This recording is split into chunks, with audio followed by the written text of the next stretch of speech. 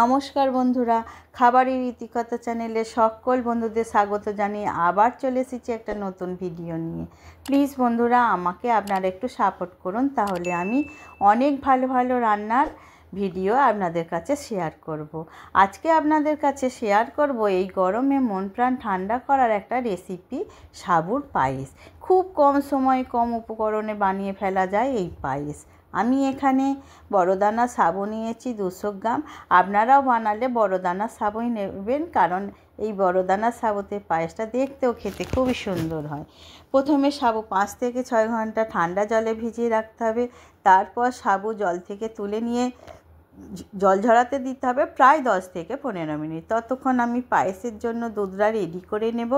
আমি 1 লিটার প্যাকেটের দুধ জাল করে ঘন করে রেখেছি। গ্যাস অন করে কড়াই বসিয়ে দিলাম।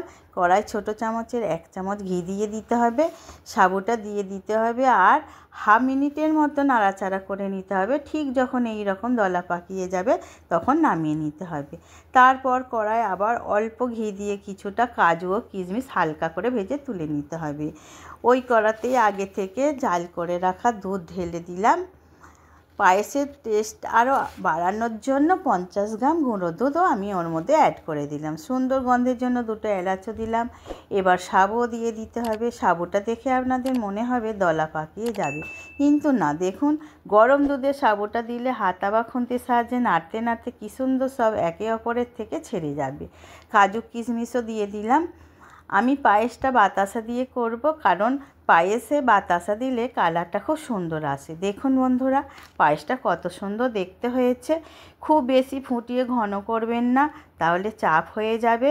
এই রকম ঠিক ঢলো ঢলো অবস্থায় নামিয়ে নিয়ে রুম টেম্পারেচারে ঠান্ডা করে তারপর পরিবেশন করবেন। প্লিজ বন্ধুরা, একবার বানিয়ে দেখবেন। সাবুর এই পায়েস এত বেশি টেস্টি হয় যে আপনাকে বারবার বানাতে ইচ্ছা যাবে। তাহলে আমাকে কমেন্টের মাধ্যমে জানাবেন